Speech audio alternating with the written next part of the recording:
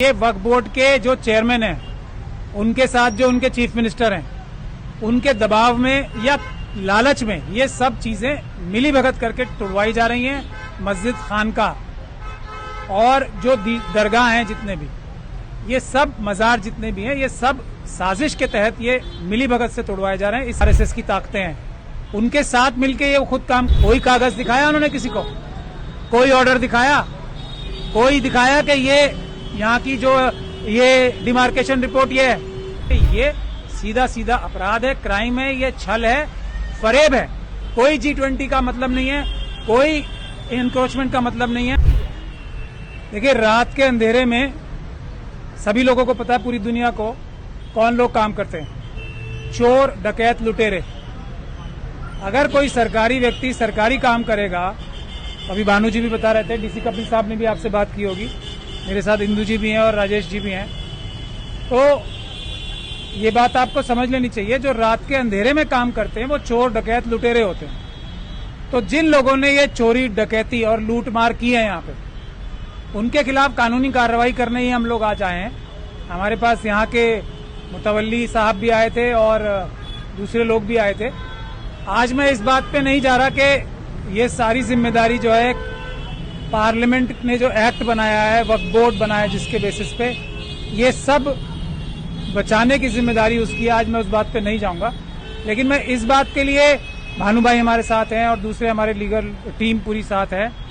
भानु भाई और हम ये मिलके वादा कर रहे हैं सबसे कि जिन लोगों ने ये चोरी और डकैती की है रात के अंधेरे में, उनको उनकी सही जगह जेलों में पहुंचाने का काम करेंगे। चाहे वो एसडीएम साहब हो, चाहे वो डीसी साहब हो, चाहे वो कोई और कमिश्नर साहब हो एमसीडी के, या दिल्ली गवर्नमेंट के, या यूनियन गवर्नमेंट के। क्योंकि कानून से ऊपर हमारे देश में कोई भी नहीं है। बाबा साहब का संविधान सबसे ऊपर। बाबा साहब का संविधान ऊपर है सर, क्योंकि हमने ये देखा कि 123 प्रॉपर्टीज के हिस्से में ये भी जमीन आती है जिसका पहले से नाम सामने आ रहा था। तो कैसे देखते हैं कि एक एक कर, क्योंकि इससे पहले भी कई दरगाहों पर दिल्ली में बुलडोजर चलाए गए, मस्जिदों पर बुलडोजर चलाए गए। मुझे फिर वही मजबूरी में बात रिपीट करनी पड़ेगी कि ये वक्फ बोर्ड के जो चेयरमैन हैं, उनके साथ जो उनके चीफ मिनिस्टर हैं, उनके दबाव में या लालच में ये सब चीजें मिली भगत करके तुड़वाई जा रही हैं। मस्जिद, खानकाह और जो दरगाह हैं, जितने भी ये सब मजार जितने भी हैं, ये सब साजिश के तहत ये मिली भगत से तुड़वाए जा रहे हैं। इसके अलावा मैं आपको ये भी बता दूं कि कितने सारे वाल्मीकि मंदिर भी तोड़े गए हैं। रविदास मंदिर के बारे में आपको सबको पता है, कितना बड़ा एजिटेशन हुआ था। तो ये शेड्यूल कास्ट और माइनॉरिटी कम्युनिटी के ही जो रिलीजियस प्लेसेस हैं, उन पे ऐसा क्यों होता है, ये भी सोचने की बात है। यहाँ जो यहाँ के मानने वाले और यहाँ इस मजार की इज्जत करने वाले, उसमें आस्था रखने वाले हमारे बहुत सारे जो नॉन मुस्लिम लोग भी हैं, उसमें शेड्यूल कास्ट कम्युनिटी के भी बहुत बड़े संख्या में लोग यहाँ आते हैं। आज भी आप लोगों ने अगर यहाँ देखा होगा तो शेड्यूल कास्ट कम्युनिटी के भी लोग, इतनी सारे लोग यहाँ आते हैं। उनकी आस्था को जो ठेस पहुंचाई है, उसके बारे में भी कानूनी कार्रवाई की जाएगी। कानूनी कार्रवाई की जाएगी सर। हमने लगातार देखा है, जब जब ऐसी कार्रवाई होती है, एक वीडियो जो चेयरमैन है उनकी तरफ से अपलोड कर दी जाती है और बता दिया जाता है कुछ मीडिया वालों को बुला करके कि मुसलमानों की बड़ी जीत हो गई है, हमने कोर्ट में बड़ी जीत हासिल कर ली है। तो ये कौन सी जीत है जो बार बार कार्रवाई होती जा रही है? यही तो जीत बताते हैं अपनी बार बार वो जो मनुवादी ताकतें हैं, आरएसएस की ताकतें हैं, उनके साथ मिलके ये खुद काम करा रहे हैं। यही तो जीत बताते हैं वो। अब ये आवाम को सोचना है कि उनको ये जो जीत बता रहे हैं उसको वो समझ पा रहे हैं या नहीं समझ पा रहे हैं। एक तरफ आप देखेंगे कि जामा मस्जिद, जो इतनी बड़ी ऐतिहासिक मस्जिद है, उसके सामने एक पब, जिसे मैं कहूंगा, अब मुझे पता नहीं वहां शराब भी सर्व होती है या नहीं होती है, या कोई नशे की चीज भी सर्व होती है नहीं होती, रात को 4-4 बजे तक वो खुलता है। उस पर कोई प्रॉब्लम नहीं होती, ना हमारे डीडीए को कोई प्रॉब्लम होती है, ना आर्कियोलॉजिकल सर्वे ऑफ इंडिया को कोई प्रॉब्लम होती है, ना एमसीडी को कोई प्रॉब्लम होती है, ना दिल्ली सरकार को कोई प्रॉब्लम होती है, और ना G20 कराने वाले जितने भी अधिकारी हैं उनको कोई प्रॉब्लम होती है कि ये इतनी बड़ी वायलेशन हो रही है एएसआई की भी, सब चीजों की, उससे उन्हें कोई तकलीफ नहीं है। लेकिन हाँ, ये G20 में अगर आपने इसका बाहर से लिया होगा, ये G20 की खूबसूरती के बहाने से जो ये किया जा रहा है, क्या इससे G20 में भारत की जो एक छवि है सुधरेगी? इतनी अच्छी यहाँ पे दीवार थी, इतनी खूबसूरत दीवार थी यहाँ पे जिसको देख के लोग वाह वाह करते थे, वो तोड़ दी। इससे G20 में दिल्ली की शान बढ़ रही है।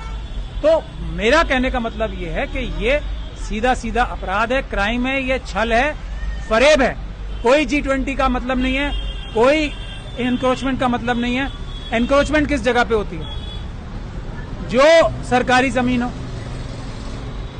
किसी जो रात के अंधेरे में डकैत और लुटेरे आके करके गए काम, कोई कागज दिखाया उन्होंने किसी को?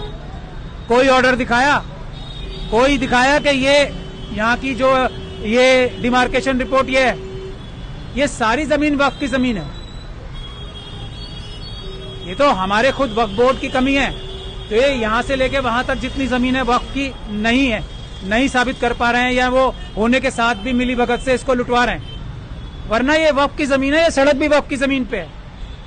और उसको एक्वायर करने का एक तरीका होता है, और उस तरीके का मतलब ये है कि वक्फ से रिक्वेस्ट करती है गवर्नमेंट कि ये हमें यहाँ पे सड़क के लिए चाहिए जगह, इतनी जगह चाहिए, हम आपको इसके एवज में मुआवजा भी देंगे, यही कानून है।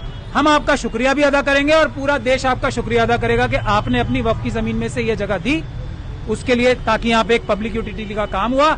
लेकिन इसी मिकदार में आपको दूसरी जगह ऐसी ही कहीं आसपास भी दी जाएगी, ये कानून है। वो सब कोई प्रोसीजर दिखाया है यहाँ पे? नहीं। तो ये बुनियादी बात। देखिए, मैं एक आखिरी सवाल आपसे लेना चाहूंगा सर, क्योंकि मिशन सेफ कॉन्स्टिट्यूशन के जरिए आप देश भर में वक्फ की जमीनों को लेकर के एक एक्टिवनेस दिखा रहे हैं, पर कहीं कोई कार्रवाई होती हुई दिखाई नहीं देती है। कैसे रोका जा सकता है इसको?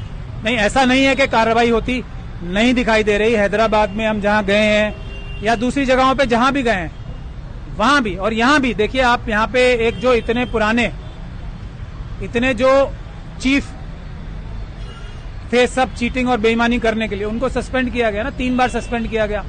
और जो बिग बॉस थे, उस जो बेईमान अफसर थे जिन्हें 3 सीओ ने बेईमान ठहराया, उनको बचाने वाले जो बिग बॉस थे, उन्होंने 3 बार उन्हें वापस बुलाया। लेकिन तीसरी बार फिर अब दिल्ली गवर्नमेंट के सीनियर ऑफिसर्स ने उनको दोबारा सस्पेंड किया। तो ये आपको ऐसा नहीं लगता कि ये कुछ ना कुछ इस जो मुहिम चल रही है वक्त बचाने की, उसका नतीजा है?